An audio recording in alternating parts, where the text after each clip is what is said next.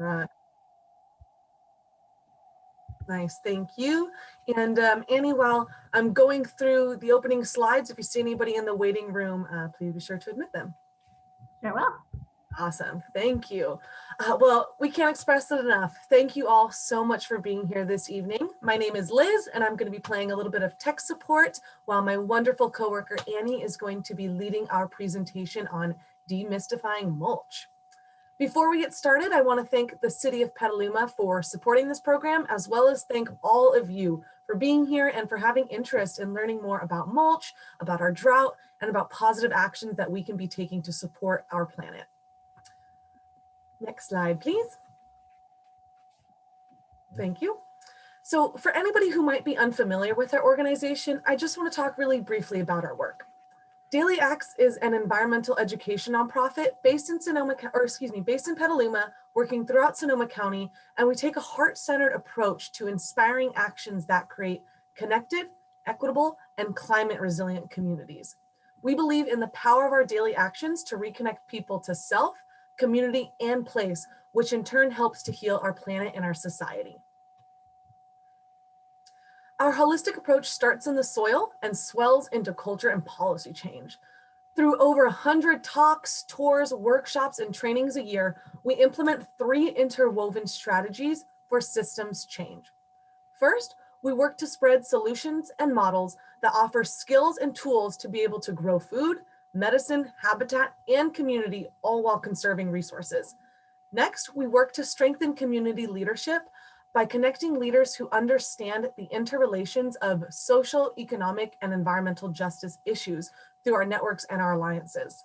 And then lastly, we are working hard to build public and political will by mobilizing our community's power for environmental and climate justice policies. I would say that our impacts are quite far and wide, and I believe that the point to really hit home is the fact that we all really do have the ability to be the change that we wish to see in the world. And I think change starts here with all of you being here. So again, thank you for participating in our office hour meetings, and I'm looking forward to getting started with all of you. As you may recognize, we are in a meeting format compared to a webinar format, meaning we can see all of your wonderful faces and smiles, and we have an opportunity to really intimately interact with one another. We do ask that during the presentation, you be sure that your microphone is muted, but if you could please keep your cameras on, it makes for a much more lively conversation, and it's a lot more fun as a presenter too, to be able to see you all interact. If any questions do come up for you during our presentation, you can drop those into that chat box. And if something is relevant to what Annie is describing in that moment, I will interrupt and I will address that question with Annie. But otherwise, we're going to be saving all of our questions and discussion for the end of the presentation. And as you heard, this presentation is being recorded. If at the end of the presentation and during our discussion, you do not want to be recorded, that's perfectly fine. We would encourage you to then turn off your camera. And if you want to, you can even go ahead and change your name.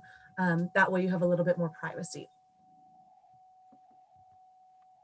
And as the wonderful Annie Silverman once said, sometimes I want nothing more than to burrow myself in a steaming pile of bark mulch.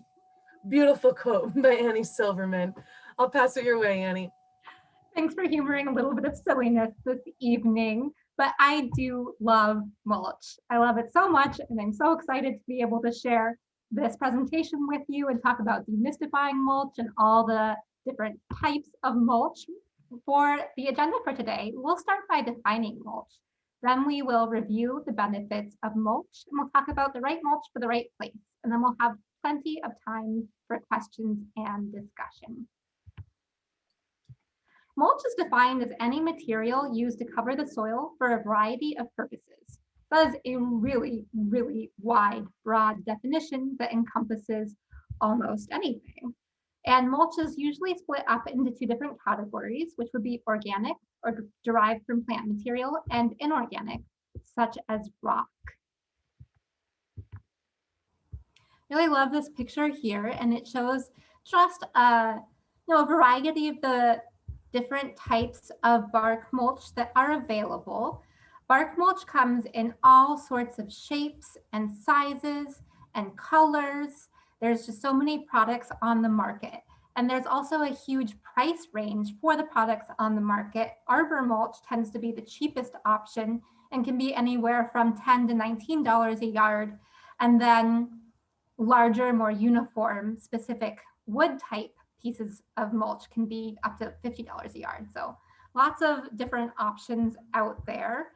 And there are so many advantages to using mulch. Mulch can reduce the water requirements of plants and cool soil temperatures. So mulch, when you add a couple of inches of mulch over the soil, it lessens the amount of evaporation of water from the soil, so keeps more water in the soil. It also keeps soil temperatures cooler, and as that mulch breaks down, it feeds the microbial activity in the soil, which then helps to retain more water for plants. And so it's this really beautiful feedback loop where mulch actually reduces the amount of evaporation, cools soil temperatures, creates the right environment of cool, moist soils for that microbial activity to thrive, which then makes your soil healthier, makes plants healthier, and helps retain more water in the soil. It's just a win-win-win. And then mulch also reduces the occurrence of weeds by suppressing the amount of light that those seeds can get and reduces the amount of weed seed germination. It's also really great for controlling soil erosion and dust. The city of Petaluma has a mandatory ordinance where you can no longer use potable water to control for dust. And using mulch is a really great alternative to keeping dust down and prevent soil compaction. When we walk on, say, our front yard, our weight of our footsteps is over time compacting the soil beneath. And when soil gets compacted, it has less pore space for water and air, which are part of a really healthy soil structure. And compacted soil is then less able to retain water and provide that water for plants as they need it. And so mulch, a couple of inches of mulch can help reduce the amount of compaction that takes place.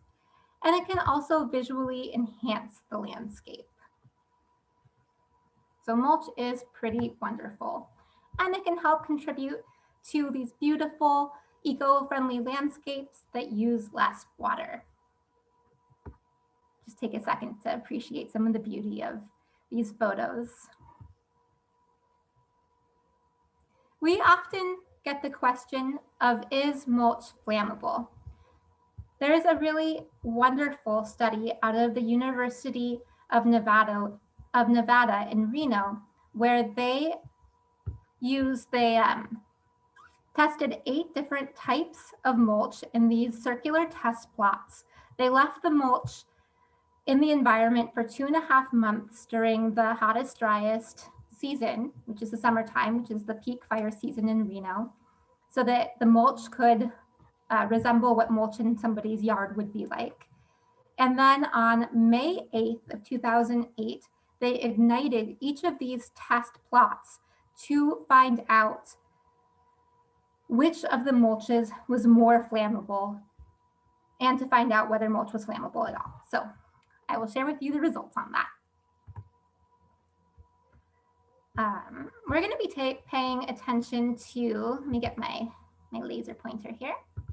We are going to be paying attention to this column right here of composted wood chips. The dark orange is temperature of 4 inches above the test plot. And you can see that composted wood chips have a fairly low temperature, 4 inches above the test plot in comparison to shredded rubber, pine needles, shredded western red cedar. Trying to get in close to see, you probably can't see all those titles below. Medium pine bark nuggets, Tahoe chips with fire retardant, and slightly higher temperature than Tahoe chips single layer. What is really interesting here is the rate of spread. That's that yellow color. Composted wood chips have the really, really lowest, looks like Tahoe chips with fire retardant and composted wood chips have the lowest rate of spread And then they have the lowest flame height of all of the different options. So this study is one of the leading studies on mulch. It's cited by many different organizations like Fire Safe Marin, UC Master Gardeners. We all look to this study to answer that question of, is mulch flammable? And since mulch is an organic material, the answer is yes, it is flammable. All organic materials are flammable to various different degrees, which is why Fire Safe Marin and UC Master Gardeners recommend maintaining what they call a zone 0 space of 5 feet around any combustible structure with an inorganic, non-combustible mulch. So that zone 0 would pertain to your home. It would pertain to a deck or a shed or any kind of structure on your property that could burn. And the photo to the left is a beautiful pathway that Rick Taylor of Elder Creek Designs created using brick and quarry fines to create that semi-permeable 5 feet around a home structure that does not burn. So it's worth mentioning that Fire Safe Marin and UC Master Gardeners recommend the use of mulch in eco-friendly as a tool for creating these eco-friendly, lower water using, fire resilient gardens. Mulch helps keep water in the soil, and water in the soil supports healthy hydrated plants. Healthy hydrated plants are more fire resilient. And so they do recommend using mulch, but they also recommend having a zone 0 because mulch is flammable, and making sure that there's that protective 5 feet around any structure that could burn of an inorganic, non-combustible mulch really reduces the risk of mulch being a conductive bed for embers. So there are a lot of different options for inorganic mulch, from quarry fines, which are like crushed up pieces of rock, to gravel and gravel of different sizes. You can go on the website of any of the various purveyors of landscape materials, and they usually have really wonderful pictures of the different products that they sell with these handy rulers, so you can get a sense of the size of each of those products. And if you're curious about various different inorganic mulches, I recommend just browsing and getting familiar with the products that are out there. So we've talked about the types of mulches that we recommend for these eco-friendly landscapes, but mulch and rock aren't appropriate, or pardon me, wood mulch and these rock mulches aren't appropriate for all types of garden spaces.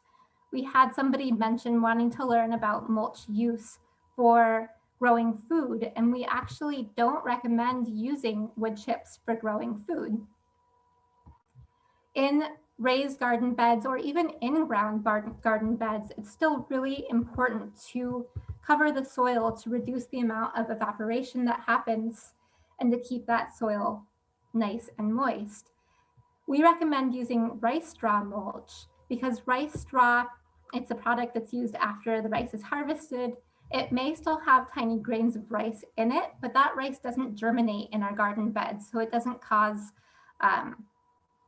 it doesn't introduce new grass or alfalfa or rye or any type of seed into our garden beds that could germinate and create unwanted plant pressure in our garden beds or in-ground garden spaces. So for that reason, we recommend rice straw over hay to use as a mulch.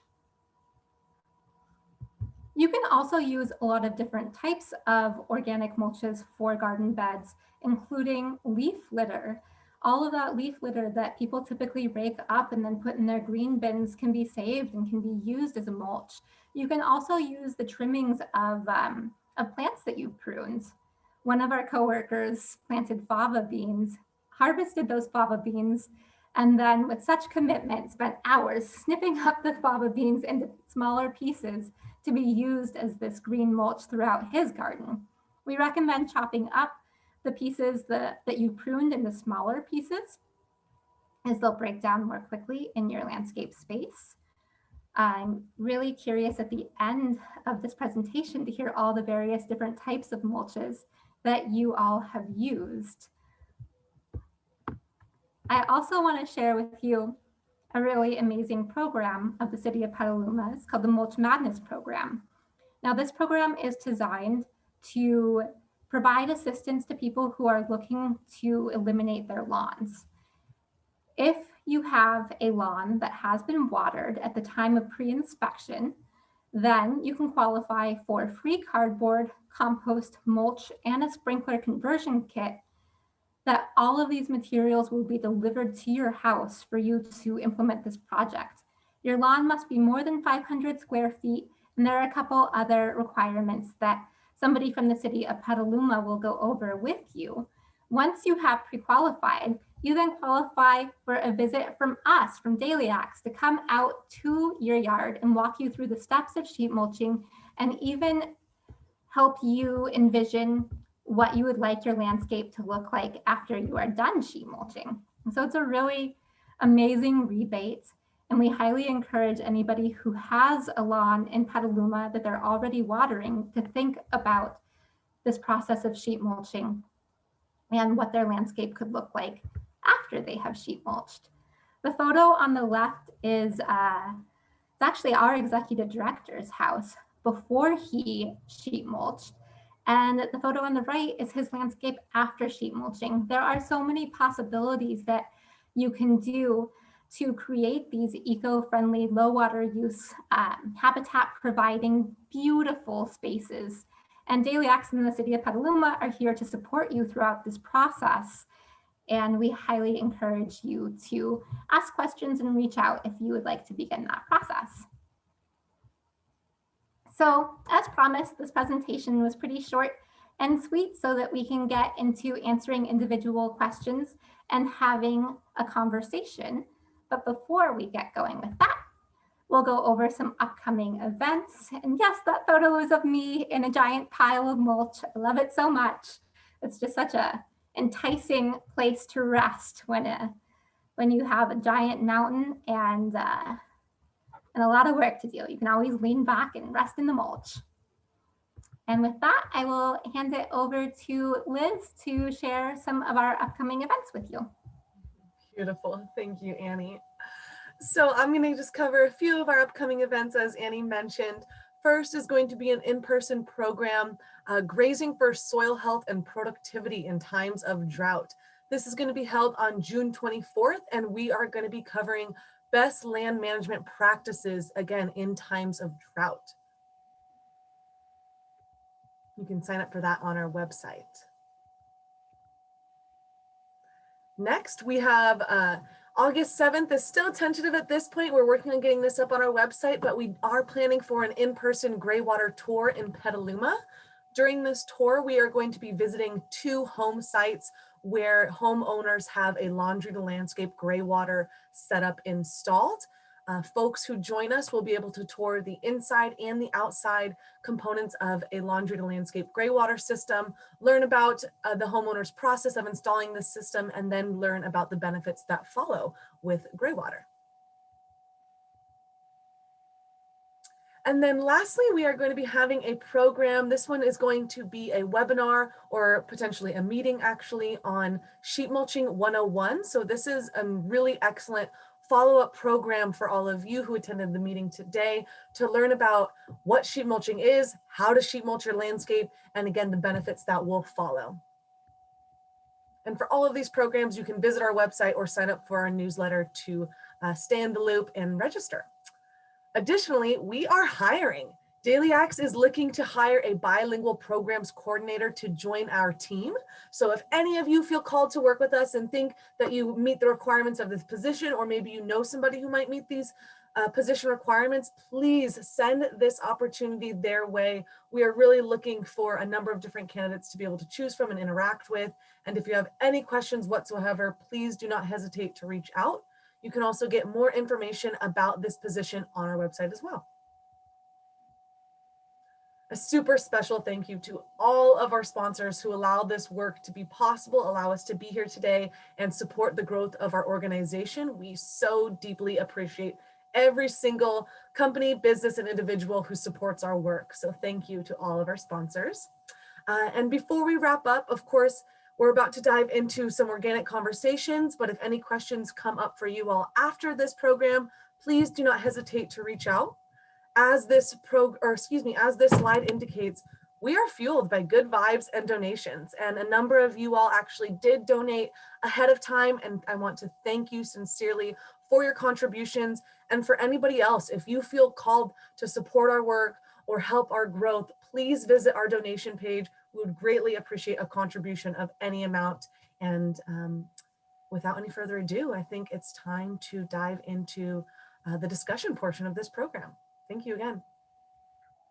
All right, and I'll also mention that we are going to send you all a follow-up email that will have the recording and any additional resources that we've talked about during the question and answer time. So if you are furiously trying to take notes or worried that you might be missing something, we are capturing all of that, and we will try and address all of the great resources that are shared in a follow-up email. Yeah, thank you for that, Annie. So we had 2 questions in the chat, but really quickly, I do want to let folks know how we're going to interact with this portion of the event. So what you all can do in order to ask your questions and get it answered, you can either raise your hand when you hover over the participant list and hover over your name. You should see an option to raise hand, or you can just in live time raise your hand and we'll call on you. And I think to kick things off, as folks think about the questions that they may have, I'll go ahead and ask a question from Paul. Paul asks, which inorganic mulch is eco-friendly? They have heard that river rock is not the best in that aspect. That is a really great question, Paul. We actually had the opportunity to talk with Rick Taylor of Elder Creek Landscapes about this carbon calculator that he's creating. The carbon calculator tries to estimate the amount of carbon necessary to produce any of the products that we use in our landscape. And through looking at this carbon calculator, we were able to see just how resource intensive inorganic mulches are. So we do recommend using them only for that 5-foot space if possible, because they are so very resource intensive. And you have to think about the transportation to get them to the location, probably transportation to your house as well as the amount of embedded energy that goes into mining them and processing them. So there are questions that you can ask at the store where you buy them, like where are these coming from? Because transportation is one of the biggest carbon inputs into these products. And so if they're mined and produced at a place that's closer to us, then that will be less carbon that they are requiring to get to you. And then you can also ask about whether or not any of them are a recycled product. It's great to use things like quarry fines or crushed block that is actually a recycled product of the process of mining and producing some of the other river rocks and things that are a little more heavily produced. So I think it's a matter of asking questions and being curious about the product. And I think that the purveyors of those products will probably be able to answer those questions and help you choose an option that uses less carbon, knowing that all inorganic mulches have required a lot of carbon to get to you. I hope that helps a little bit. And if anybody else has some input to that question, you can go ahead and chime in. Thank you. We had Aaron asking, what are the advantages or disadvantages of putting down weed blocking cloth before mulching? I'm so glad you asked that question. A lot of people are looking at using a kind of a fabric, a landscape fabric. You've probably seen it walking around your neighborhoods of the landscapes that are about to be installed. And there's this layer of landscape fabric that's tacked down. And we do not recommend using landscape fabric because it is a petroleum-based product and it does not break down and improve soil health like cardboard does. We recommend using cardboard instead because cardboard blocks weeds like landscape fabric does, and then it breaks down and improves your soil health over time. We have found that landscape fabric, while it can provide weed protection in the short term, as that mulch breaks down, seeds are going to germinate on top of it, and you will then have all of these roots that are growing into that landscape fabric. And as you pull those weeds, you'll be creating small holes in the landscape fabric, and that will lead to more weed growth. And so laying down that landscape fabric does not actually prevent weeds from growing. It gives you a window of time, but so does cardboard. Cardboard also gives you a window of time where you have less weed growth that allows you to get ahead of maintenance. And we've just seen over time that this landscape fabric, it breaks down into tiny little pieces. If you ever want to redo your landscape, you're looking at all of these shreds of plastic that are almost impossible to get rid of. But really the important thing is that we haven't actually noticed that it blocks weeds better than cardboard. And cardboard is so beneficial to your landscape and so much less, takes so much less energy and resources to produce it. But we also still see landscape fabric being used really frequently. And I think the more that it's used, the more perception that it's a really effective product is out there. Nice, thank you, Annie. Beth, I see your hands raised. So I do my own like chipping. I get a chipper and chip, trees that I've taken down or brush that I've removed. Is there some kind of, I've heard like, I don't have any, but eucalyptus is like bad to use for mulching. I mean, is there any plants that you shouldn't be using for mulching? You really don't want to use invasive plants. The invasive plants, when you shred them, you can still have some root matter that could then germinate, or you still might have some seeds in there that could germinate and create a problem. So if you're wondering whether you have any invasive plants in there, you can do a quick search and just pull those aside. They actually don't even recommend that you put invasive plants in the green bin. Those should actually go in the trash to really protect against that spread of seeds that could then get into other people's landscapes or your own landscape. So no blackberries, don't chip any blackberries. They don't chip very well. They don't chip very well either. But I have a bunch of brush, that I put in. So, and no, I don't have any eucalyptus, but I've heard that was bad. I have another question. So I did sheet mulching with cardboard, and then I put compost on top of it. And I mean, it seems like the compost is too thin for the plants. I mean, does the cardboard stunt their growth? Or how long does it take for them to get through the cardboard? So we'd recommend that when you plant, you actually make an incision into the cardboard so that your plant roots are sitting in the soil below the cardboard. And the cardboard is just used on top of the soil to prevent weed growth and to provide a nice layer of carbon that will contribute to soil health as it decomposes. But we definitely recommend planting through the cardboard so that the plant roots are in the soil. Okay, the native soil. Yeah, into the native soil, yeah.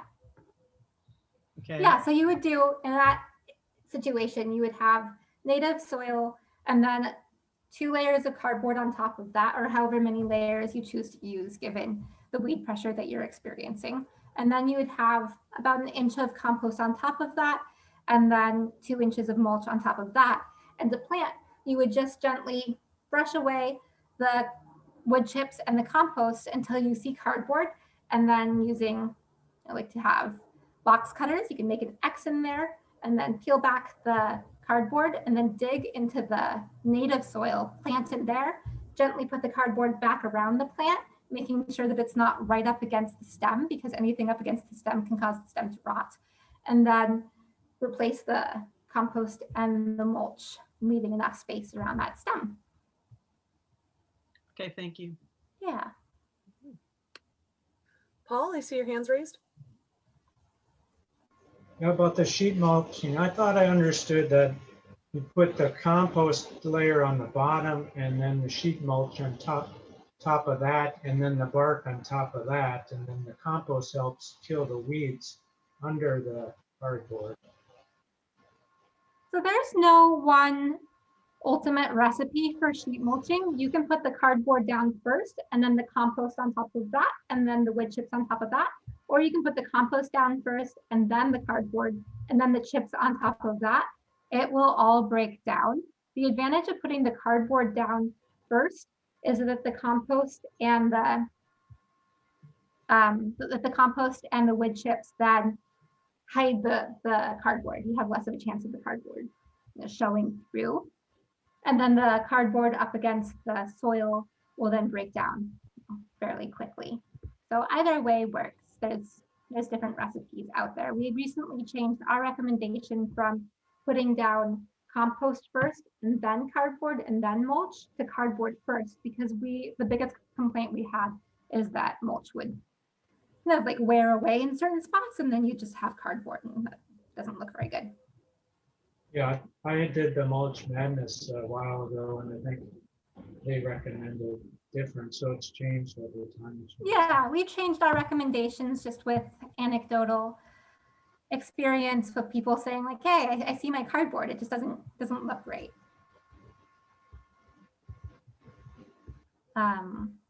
Is the fire department okay with using cardboard under mulch during the fire season?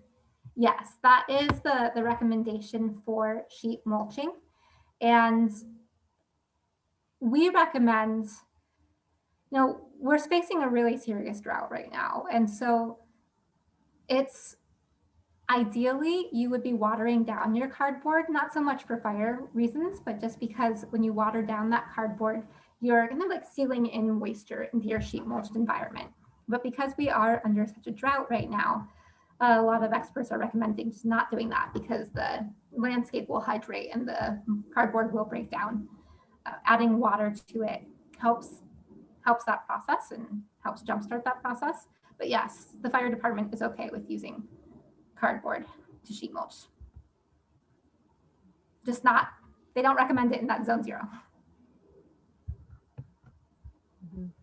And to address one of the more recent questions, when you are sheet mulching and you do put down that 2 or 3 inches of mulch, that should be heavy enough to anchor that cardboard down. During the process of sheet mulching, if you need to anchor it down as you're moving mulch, either wetting it down or putting bricks around the edge, that can help keep it down as you move mulch.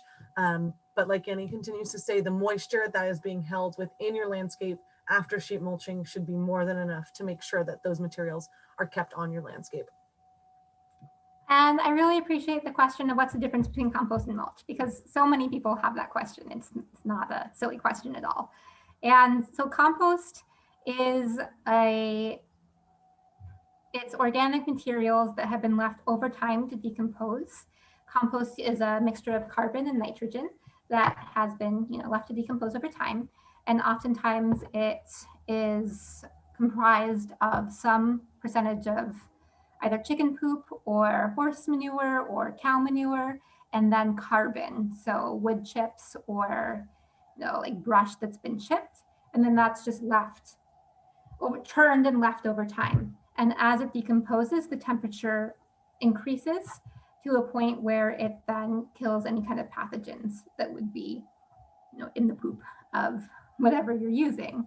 And then mulch tends to be, at least wood mulches, are just brush, and if it's arbor mulch, it's whatever has been brought to places like Grab and Grow, who then chip all of that brush that's brought to them.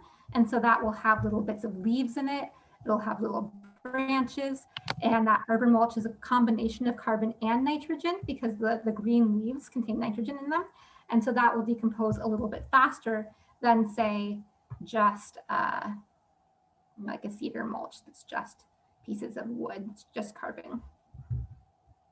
So not a dumb question at all. And then we're getting a question about, is it okay to use pure horse manure as compost, or does it need to be mixed with other things? Well, horse manure, it generally has little bits of straw and kind of carbon in it. It has carbon and nitrogen in it. It would need to be composted to allow that heat to rise, to kill off the weed seeds. And I say weed seeds, but really that's the seeds of the rye and the alfalfa and whatever it is that horse has been eating. Because as those seeds pass through the horse's digestive system, they are still able to germinate. And so you want to make sure that you're not getting a bunch of unwanted seeds into your landscape by using uncomposted animal manure. But yes, if you let it sit and you turn it and you add moisture to it and like hose it off, then you'll have the perfect combination for composting to happen. The temperatures will rise, you'll see steam rising off it, and over a period of time, then you can use pure horse poop. Looks And like I think other people have used uncomposted horse poop too, and they just take, you take the risk of having other seeds germinate in your landscape. yeah, and horse manure is definitely an abundant resource in Sonoma County. I ended up using some in some of my raised beds, but I did mix it into the native soil that I already had. And it may have just composted in place that way. I definitely topped my beds with straw and mulch in the pathways, and I don't tend to see too many weeds popping through. Chicken poop and kelp meal are also great. Chicken poop, this similar thing where you usually want to let it compost a little bit. Chicken poop is really, really high in nitrogen, has that really stinky smell to it. And if you were to put seeds directly into chicken poop, then that it hasn't composted already, then the seeds, like it's possible that that amount of nitrogen is really hot and it could burn the seeds and it could impact germination. So you wouldn't really want to just directly seed into like a bed of chicken poop. But if you mix that into your soil, chicken poop is also a great option, as is kelp meal, which has these trace minerals that are really important for plants and their ability to uptake minerals. So those are also great options. We're getting a few inquiries about rebates in specific areas, specifically questions about rebates in Kenwood and then in Sonoma County. And ironically, for both of those, after I saw those questions, I'm trying to find rebates in both of those areas, and specifically related to water conservation. I don't see that much, unfortunately. For Kenwood, I was having a hard time finding the city webpage. For the county of Sonoma, I see more rebates for energy efficiency and kind of retrofits for your home in order to make sure that your home is sufficient as far as keeping in energy and not wasting energy. But if folks are interested in taking advantage of rebates in your area, I would certainly recommend you check out your city's water page or just your city webpage and try and navigate to any sort of rebates section. The Sonoma Marin Water Saving Partnership also they've compiled all the rebates that are available within the municipalities that are part of that partnership. If you live in the county, it depends on whether or not you're a water customer of the city that would be closest to you. Like for example, I live in Santa Rosa. I live in an unincorporated zone, but we still use city water. And so still using city water, we would then be able to access some of the outdoor water conservation rebates that are available. So it really, like they're aiming to reduce the amount of water that their water customers use. So if you're a water customer, then you will likely have access to those rebates. If you're using your own personal well, then I don't think you qualify for many of the outdoor water use rebates. Mm-hmm. Yeah, I think you're right about that. I've had a hard time finding any sort of rebates related to wells, but that's where opportunities such as sheet mulching or gray water or rainwater are really a great opportunity to keep all of that water on your site rather than send it elsewhere to try and recharge that groundwater table. We have Paul asking, what about sawdust as mulch material?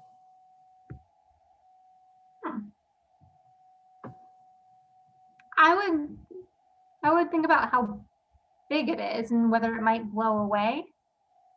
I guess sawdust would just be kind of like wood mulch that's ground further into smaller pieces.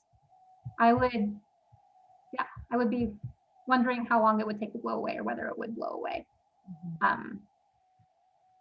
Also, I think I would more mix that in to a compost type situation than use sawdust itself as a top layer. Having a hard time visualizing how fine are we talking of sawdust. Paul, you're welcome to turn off your microphone or to unmute yourself and talk a little bit more about that. Pretty fine.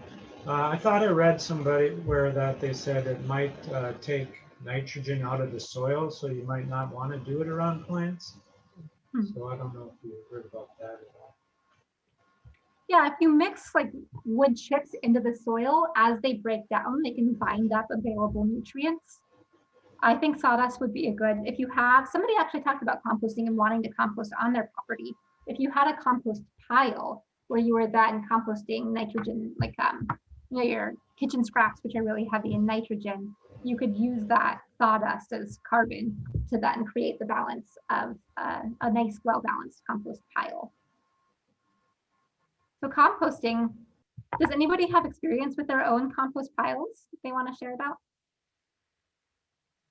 I've had some really stinky ones in the past, and that's when you get anaerobic decomposition happening, where there's not enough airflow and it smells really, really putrid.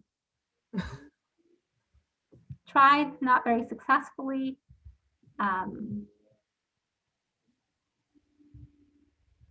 Now, there are a lot of different systems that you can purchase, like contained systems to be able to compost that can help decrease that smell factor. There's these big barrels that you can then, like they have a crank and you can turn them, and that helps create that airflow, which prevents the really, really, really, really stinky smell.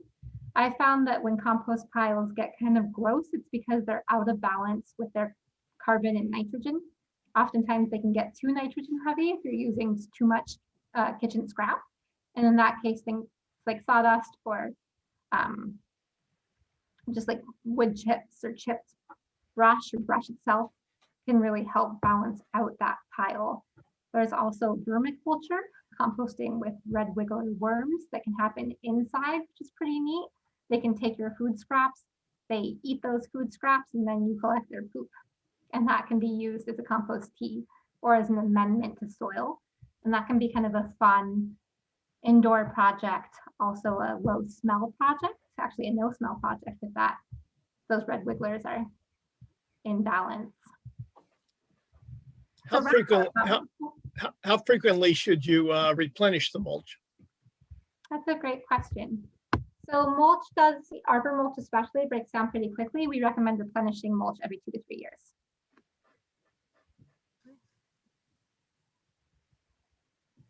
Annie, we had Beth asking, how long does it take for cardboard to break down, I assume, after the sheet mulch process? Yeah, it depends on the various different circumstances. Cardboard breaks down a lot faster with moisture. And so if you were to sheet mulch, say in October, hopefully the rains come at the end of October and November. And then in that kind of wet environment, that compost will break down within a couple of months. And as it breaks down, you will notice, if you can lift up the compost, you'll notice a lot of earthworms and other decomposers that are helping with that decomposition process of the cardboard. Those decomposers are also making little tunnels in the soil. Those tunnels are helping introduce air into your soil, which is really important. And they're loosening the soil by creating all of these little pathways. And you might even notice a kind of like a white, almost looks like really fine lace. That is mycelium. Mycelium is the roots of fungal roots. And as that mycelium is running in the soil, it's kind of tapping into all of these different corners of the soil, and it's helping plants access all of these different minerals that the plant roots are actually unable to uptake by themselves. So the mycelium helps those plants get the minerals that they need, and then in return, the plants secrete sugars, carbon into the soil that feed the mycelium. And so if you've ever seen that white kind of like lace network and thought, oh no, like I'm growing mold, it is really great. That's what you're hoping your cardboard will do. It's a sign of success, and just like pat yourself on the back because you have a mycelium network, and that's really, really wonderful for your plants. Helps create those healthy plants. Nice. Do you have any suggestions for managing a compost pile to discourage rats? That can be tough. Has anybody had a pile and just attracted a bunch of rodents to it? See some head nods. Yeah. Yeah, so one recommendation is to refrain from using dairy and meat. You can compost dairy and meat in a home pile, and you can get the temperature of your pile high enough to break that down. But if you do add dairy and meat to your home pile, you run the risk of attracting rodents. So I would start with just doing vegetable kitchen scraps and yard clippings. You can also, like, there are these plastic barrier type things. We're vegans and we still get rodents. Okay, so there's these plastic like barrier type things that can help you contain your compost piles. You can turn them frequently. You can keep them kind of hydrated and covered with straw, with that top layer that's more actually to prevent like flies and things like that gathering around there. I would say that if you are, if you have a well tended compost pile that you're turning regularly, that seems to be breaking down fairly quickly and you're still getting rodents, then you might have to think about other ways to control those rodents if you want to have your compost pile, like live traps or get a cat. But if your compost pile is in balance and is actively composting, I think you reduce the chance of attracting rodents to it, but you don't eliminate that chance. Yeah, Paul? Well, one thing I do is I take like a 5-gallon bucket with a lid on it, and you cut out the bottom, and then you put that in your soil and your compost, and then you throw the food scraps in that, and you put the lid on it. Then it breaks down and goes into the soil, and the rats can't get at it.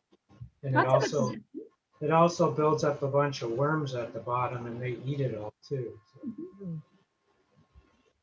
That's great. Yeah. That seems like a really low cost solution. Yeah. Nice. Thank you. What do you think about using coffee grounds directly into soil? And they're supposed to help attract worms, and worms are really great because they help fertilize the space, and they also create pockets of air in the soil and help loosen soil. So yes, go for it. You can mix those, mix those into the first couple inches of your soil, or you can leave them on top, and as you water, they'll like percolate into the soil. And I believe Acre Coffee, for a while, they were providing all of their coffee grounds to customers who wanted to come in with their own buckets and take them away for composting use. They used to have a big trough outside of their store with all their coffee grounds in there that you could just scoop up yourself and take away. Yeah, in Petaluma, I saw they have a small sign still that says, "Let me know if you want our coffee grounds." You can also go to other coffee shops too and ask for them. Usually they're really supportive of that. It really helps them recycle and takes it off their hands.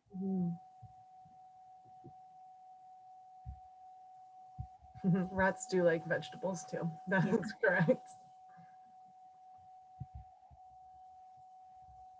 We've got just under 10 minutes, so any last burning questions? We really love the dialogue that's happening.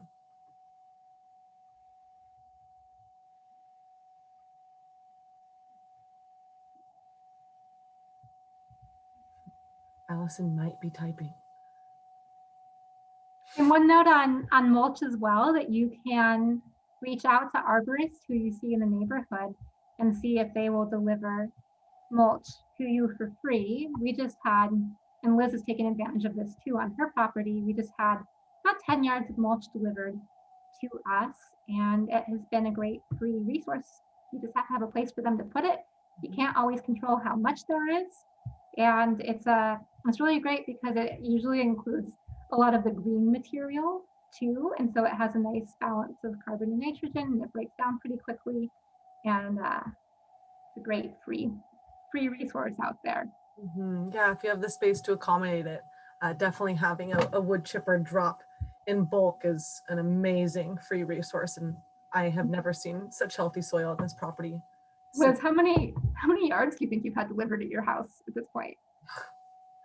Probably close to about 300 yards, and we have moved it all by hand. And our landscape was just grass, and it's now all mulch on 0.6 acres. And if you lift up or just put your hand in that mulch, it is wet, it is moist, it is beautiful soil underneath. And like Annie said, you cannot really control what material you're getting dropped. But if you see wood chippers dropping, or wood chippers in your area, if you just pull over and you say, "Do you need a place to drop? Here's my address," they will have a huge smile on their face. You're doing them a favor, really, and then it's to your benefit as well. So I love that free resource. It's best if you have a larger property or can accommodate up to 20 yards. I saw questions about where can you get rice straw, and I live in Santa Rosa. We get it at Western Farm Supply. It's about $7 a bale. I think Liz lives in Petaluma and might have some more Petaluma-centric options. Yeah, Barless Feed Supply on, gosh, now I'm forgetting the name, on Bailey Avenue. There's a Petaluma feed store closer to downtown. Both of those are great local resources.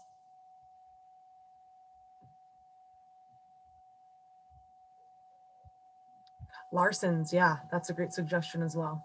A lot of the feed stores, which also are abundant in Sonoma County, they should have rice straw.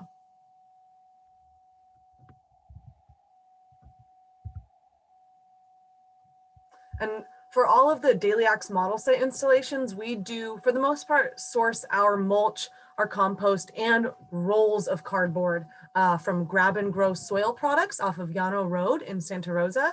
But there are also a number of local distributors for compost and mulch. And from Wheeler Zamaroni to SBI, I would say most of them are really great resources.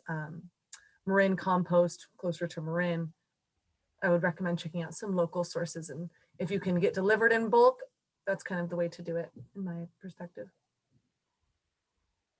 You can also use recycled cardboard that you get from just boxes that you have. Take off the tape. If you don't take off the tape, you'll be digging it up years later. We got lazy and didn't take off the tape with all of our boxes, and I still am seeing tape surface. So it's worth it doing it at the beginning than walking your landscape and picking out pieces of tape. Mm-hmm. And avoid waxed cardboard. Yeah, if you're going to go the recycled route, which I would highly recommend, there are so many industries from Costco to appliance stores to bike shops that just have huge, large boxes. If you can avoid heavily inked material as well, that's usually a good recommendation. And if you're looking for inspiration, we have several model sites in Petaluma and also throughout Sonoma County. So take a look at our website and check out some of those project profiles. If you are close to the Petaluma Library, it off of North McDowell Boulevard, it is looking beautiful right now. It's the landscape in the back. Master Gardeners has an absolutely gorgeous landscape in the front too. So visit the library, you get two beautiful gardens to look at for inspiration. Both of them are using mulch as a way to control for weeds and to build soil and retain moisture in the landscape. Mm-hmm. We also have a rain garden in the back of the Petaluma Library where water from the roof is then funneled into a depression, and you can see what that looks like.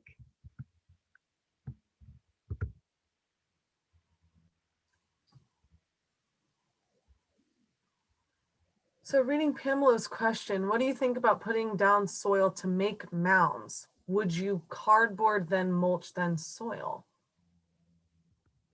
And the cardboard's really used for weed suppression, so it kind of depends on where you're hoping to suppress weeds. But if you're going to plant directly into those mounds and you're looking for weed suppression on those mounds, then if you can try and cardboard there, but then you might, if it's a really steep mound, you'll probably have soil and mulch kind of running off of that mound, and you might have exposed cardboard. Yeah, great point. Last chance to get your questions answered in live time with Dailyaks. I really appreciate you all being here tonight and taking the time to learn with us and ask questions. And we'll be sending an email that has a recording as well as any kind of follow-up. And we're here as a resource. So check out our other free programs, and our website has a lot of resources on it as well. Feel free to explore those and reach out. Yeah, please reach out with any and all questions, and hopefully we will all see your faces again sometime soon. Great. Thank you all. Have a wonderful evening. Thank you. Thank you. Thank you. Have a great evening. Until next time. Mm-hmm.